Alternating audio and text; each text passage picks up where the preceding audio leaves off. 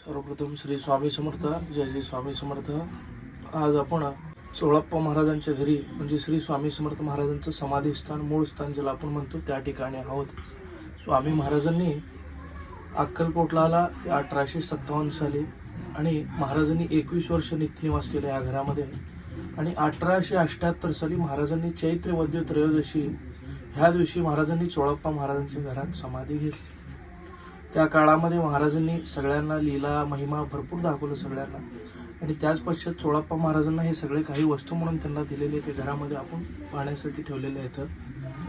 हा जो आहे काचेमध्ये महाराजांचा अंगारखा आहे ज्याला आपण कफनी म्हणतो. सर्वप्रथम महाराजांनी खंडोबाच्या मंदिरात आलं. त्या काळी महाराजांना मोहम्मद रिसुलदार या सेवकरीने महाराजांना पितळ्याचा रिकामा हुक्का दिला जो आपल्याला कोपऱ्यात दिसतो पितळ्याचा हुक्का. त्यामध्ये पाणी तंबाखू अग्नी न घालता दिला. महाराज चमत्कार करून दाखवले पहिल्या वेळेस गावाच्या बाहेर. त्या काळी महाराजांना शरणागती जाऊन महाराजांना ही भेट म्हणून माफी मागून दिलेली कफनी आहे ज्याला आपण अंगारका म्हणतो. त्याचप्रमाणे हे गळ्यातली घातलेली रुद्राक्षांची माळा आहे. भारतामध्ये कोडॅकच्या कंपन्या प्रथमच आले. महाराजांची चोरी करून फोटो काढले. त्या काळी महाराजांना दाखवण्यासाठी आणले तेव्हा फोटो निघाले नाही, माकडाचे फोटो निघाले. त्यावेळेस महाराजांना परमिशन मागितलं.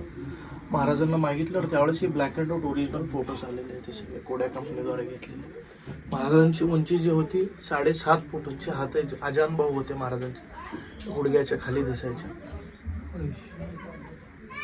हे सगळे शस्त्र आहेत महाराजांनी वापरलेले. ही वारा घालायची चौरी वार जी आहे ती आणि ही महाराजांची समाधी. आता आपण समाधी मठात जे महाराजांची मूळ समाधी दाखवते ही मूळ समाधी महाराजांची ज्याला आता 145 वर्ष पूर्ण झालेले आहेत. 21 वर्ष ह्या घरामध्ये नित्यनिवास केलं महाराजांनी आणि त्याचप्रमाणे आमच्या घरामध्ये समाधी घेतली महाराजांनी. श्री स्वामी समर्थ. जय जय स्वामी.